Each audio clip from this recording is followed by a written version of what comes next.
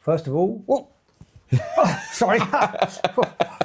Don't know where that came from. It's not Christmas anymore. What are you doing? No. Welcome to 2026. Yeah. Did you have a good Christmas break? Had a lovely time, thank you. Oh, amazing. Had a bit of a problem. Had lots of grandchildren all over Christmas. I'm not happy about that. What did you do over Christmas? I had loads of free time. Didn't have the kids for a lot of No. it. I'm a bit. Let's start the timer. Sorry about that. Right. Today, what I want to talk to you about is we've got a brilliant range with Unitronics with the Unistream range. Great software, great hardware. But I think the hardware is quite confusing. Yeah. Because we've got so many ways to do the same job. So Unitronics is basically known for having an all-in-one PLC, i.e. a PLC HMI all-in-one, one software to program it, free of charge, but it's all in one. And that's great. You know, that's a really nice solution. Yeah. But I thought it'd be worthwhile just explaining the differences. I've looked at the catalogue and I was going to use the catalogue as my little prompt to show you different things. I didn't think it was that clear in there. But, you know, what I'm trying to do is not explain it to you as somebody who knows all about the product, but somebody who doesn't know about the product. Okay. Because that to me is important. As new customers, is where do you start? What do you want to know? Yeah. If you come to us and you tell us the size of the screen you want, the number of inputs and outputs, whether you want it screen mounted I/O or you want it DIN rail mounted, we will sort out configuration for you. We'll give you a couple of options. Yeah. That's all we need. Screen size, number of inputs and outputs, where you want those inputs and outputs. Okay, so in front of us on the desk here, we've got 3 different options for you. We'll talk about the oldest and most probably the longest established unit. Now this is the Unitronics PLC. This one is a 7-inch screen. And here you can see on the hole, I'm sorry about this if you're just listening to us, but you know, in the back there's a hole where we plug the CPU, and I don't know if you can see it on there very well, but there's a DIN rail. And the DIN rail allows you to mount I/O on there, so you can expand it. Obviously got a limited amount of space, but you can add more I/O as the system grows by DIN rail mounting I/O. Yeah. How many options do we have on the expansion cables? There's quite a few. Expansion cables go up to 30 metres. And you can have more than one kind. I think you can have up to 30 metres overall. You can have 3 with 30 metres on each. Sorry? You can have 3 sets of... I thought you said free. I thought it was No, it's not free. I'm thinking... New Year, special deal. Okay, so you can add the I/O. There's a different interface that goes onto the end there, and then you can DIN rail mount it. Yeah. That's quite a robust cable. You can have powered expansion and non-powered expansion. Yeah. The idea behind that is if you've got a lot of analogues, a lot of delicate electronics, then you might want to have more expansion. Pros and cons. Well, if you want to have you've got to have all your wire coming up to the HMI. If you've got your I/O on the back of it, You could just put the CPU and no I/O. Yeah, you can have no I/O on there, or you could, like say, DIN rail mount the I/O if you wanted to. It allows you to have all of the I/O in one unit as well if you want to, but it does give you quite a large profile on the back of the... Makes it quite chunky, doesn't it? Yeah. But you've got good comms on there, haven't you? You've got 2 Ethernet ports, you've got your USB, your programmable over USB, you've got your audio out jack. And that's it. Power on that side. There is an SD card slot, isn't there? Yeah, SD card slot on there as well, There's something in the slot there, didn't see it for a second. Yeah. So it's all on that one side. So obviously when you're mounting that, you don't want it too close to the side of the panel because you will get difficulty to get access to those points. But yeah, you've got quite once you've got the I/O on there, it is quite a large profile going backwards, and you've only got one speed of processor unit. That's how fat you're going to get, in terms of looking at that. But it's the same I/O that you're going to mount on the DIN rail or on the back of the display. Yeah. The bit that I was trying to prompt Tom to say was on this is the fact you can have more comms modules. You can get more comms modules with this one than you can with the other devices. So that there is a slight difference there. Okay, screen sizes for this goes 7, 10.2 and 15.6. Okay, 10.4. But 10.4. If we were doing a quiz, you'd have lost a point. So I remember Christmas. I remember last year at Christmas where I can't believe you remember that quiz. It's really stuck with you. You think I'm old. You think I'm old. I remember these things. It's really stuck with him, that. I'm stitched up. Look at the podcast, couple of podcasts ago, and you can see that. Okay, so that's the first PLC we had with the different screen sizes. We don't go down as low as 5, 7, 10, 15 inch. And the CPU's got CAN bus built into it as well, so you don't have to add an extra comms module. And RS485 comms. Actually built into the CPU. Built into the CPU, and that just plugs in the back there. Okay, so that's the first one. The second one I want to talk about, or you can talk about it, Tom. Well, this is the built-in I/O Unistream PLC. It has much the same features as you've got in the modular system, but the I/O and the CPU are all built into the unit itself. So it's got a profile which is a little bit lower. You've got less depth to worry about on this one, and the I/O is built into the back of it. You can also have this with no I/O on it at all, so you've just got the CPU built into the HMI and the PLC. You've only got one USB port on this one and one Ethernet port, so you might need to add a switch into your system depending on what you're trying to do. But you can also add extra I/O on this, DIMM rail mounted if you want to, and COM modules DIMM rail mounted as well on this. It's different interface because of the physical size of it, the way you interface with that. Exactly, it's got a real neat way that it clips everything in there, and it's got a real neat clip-in. You can have, I think, 3 expansion modules in the back there. Yeah, you can have 3 expansion They modules. piggyback onto each other, don't they? Exactly, that's for the COM modules expansion that you can have on there. SD card? I think it's 2 actually, to be fair. Oh, is it? COM modules. Okay, well, we can check. If you have an application, let us know. We can look into it. Yeah, exactly. SD card slot? Yeah, SD card slot, audio output on this one as well. You've got all of the functionality you do with the modular, but you've also got another higher level of CPU processor on this one, which means that you can have twice the amount of processing power. You've got 2 CPUs. You've got a B5 and a B10. Exactly. So there's 8 I/O modules, something like 8. I always forget. And then you've got 2 CPUs. That gives us 16 different models. Yeah. I don't always have them in stock because there's 16 models, and some of our customers take branded and unbranded.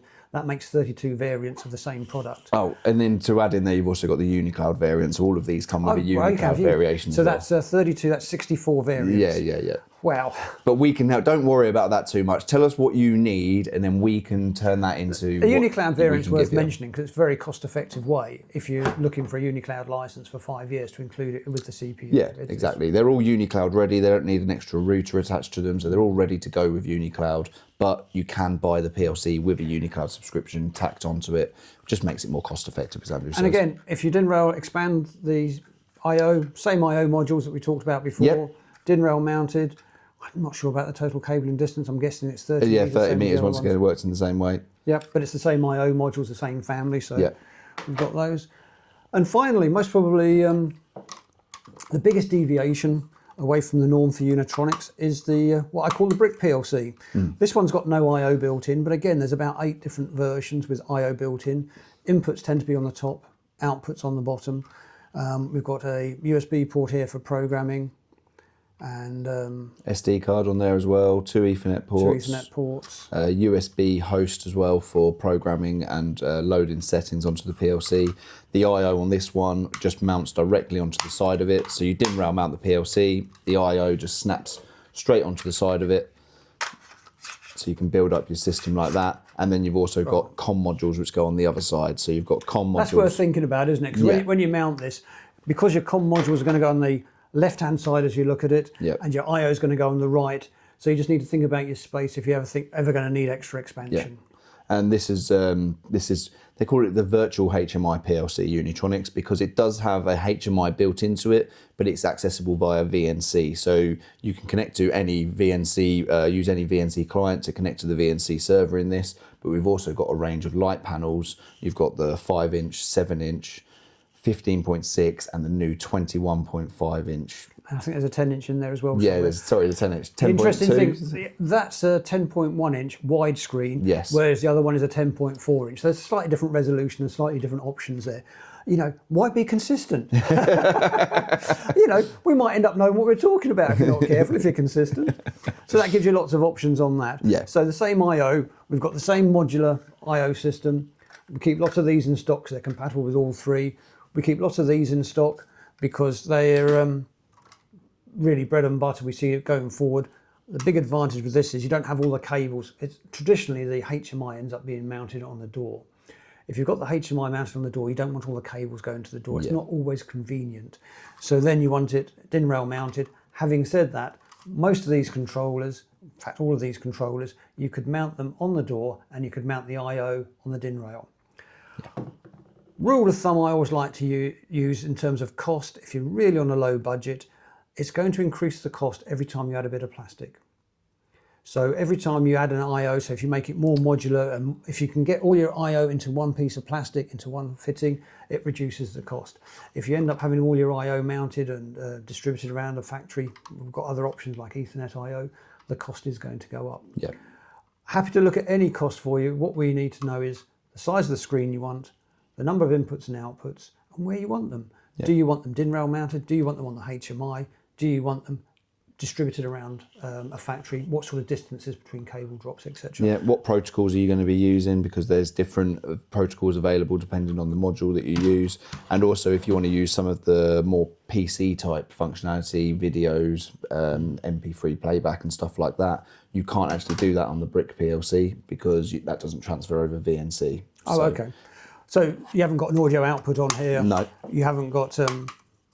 you couldn't play videos? No. So yeah, no. So there are restrictions and different functionality with these. Yeah. We have got a guide, a PDF that we can send you that shows you the differences between the different products that we use as a ready reckoner just to sort of help guide you. It is very much a matter of what you need to look at. We had an application with this one for a customer who wanted the PLC on the machine, and he used a Wi-Fi, a wireless connector, yeah, a little router to convert to wireless. So when you got close to the machine, you could log onto that network, you could interact with the machine before you switch the panel off and open the door to see if there was a fault, what was happening, or before you started servicing it, just to see what the status of the machine was. Yeah, you can do the same thing with the Unitronics UCR, the Unitronics router, which allows you to do the same thing, create a personal hotspot, and then you can connect to these devices remotely, whether you're local to it, or if you've got it connected to a UniCloud account, you can then just remote into it from anywhere using a secure VPN connection directly from UniCloud. So in terms of the I/O we've got connected to this, we've got quite a lot, haven't we? We've got all the analogues, yep, the thermocouples in this format, yep, and built in, to be fair. Yep, high speed inputs, high speed outputs. You've got everything that you can really think of on there, current, voltage. Again, in terms of cost, just to give you a rough idea, if you're looking at a PLC with I/O on it, if you have a thermocouples in, we tend to have analogues out because we think you're going to use it for temperature control. Therefore, the cost goes up. Because something like a thermocouple input is non-linear, so it's a little bit more difficult to do. You've got analog output, you've got more electronics, you've got more hardware going into that. So if you just have a digital inputs and outputs and transistors at that, it's a lower cost. Yes, the analog outputs tend to be the ones that drive up the price on these things, don't they? Yeah. So, but once again, if you tell us what you need, we can then find you a solution, whether you need a converter in the system or something like that to make it more we find it quite useful if you've got a device, let's say you've got one of these that has 2 analog inputs and you need a third analog input or a third temperature, that we can use a signal converter to convert that from temperature to a 4 to 20 signal, and it's self-powering. We found that to be a really good cost-effective solution to give you that extra thermocouple input. Yeah. Because customers always come to us, whatever we give them, there is one of these devices with 6 thermocouple inputs. They're going to turn around and say, oh, I need 7. Yeah. And with the Unilogic software that programs all of these Unistream PLCs, the inputs and outputs can be configured directly from the software. There's not any But it'd be interchangeable. So if you started off on this and you went to one of these, you could change it. Oh, yes, 100%. Yeah, you can just make your the I/O screen larger. location, in terms of where it is. Yeah. Although you all tag address, so that's pretty simple. I take Yeah, it really easy to transfer over. As long as you're not making the screen smaller, it does try, Unilogic does try to make the screen smaller, but you might lose a couple of elements off there. But if you go into a larger screen, it will just push it up into the corner and you've just got to move it around. Yeah. Okay, so New Year's quiz for you. Oh, here we go. Which one of these would you use for EtherCAT if you're talking to the servos? If I was talking to the servos, you have to use the Brick PLC because it's the only one that's got the EtherCAT add-on module for it. And CAN bus? If you're using CAN bus, I'd probably use the modular system because it's got it built into the CPU. So you've got it. But you can add CAN bus? You can add CAN bus to the other modules as well if you want to. Ethernet IP? Ethernet IP is only available on the built-in and the Brick PLC. So you can use... That's not available on this one. It's not available on that one, you can't.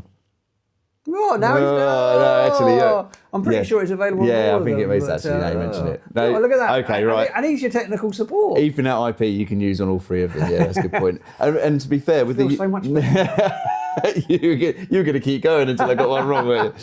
But on Unilogic, you can not only program these PLCs from Unilogic, you can program your IO Link devices. So if you're using IO Link over Ethernet IP, you can use that to program that directly from the Unilogic software as well. You've got remote IO over Ethernet, can all be programmed from the Unilogic software. Your VFD drives, your servo drives, all the configurations can be sent down from these PLCs using Unilogic, and you can build up the configuration. It's ideal for your OEMs who've got multiple machines to be built the same, or even your end users. You might want to use analog outputs as an end user because you're not building the quantity, and you want to get a meter across something to check the analog output to see if it's a 4 to 20 signal. Yeah. But as an OEM, you need to reduce your costs, so the networks are really the way forward, to use the network to the drives, etc., and communicate to them and get all the information back to a central place. Yep.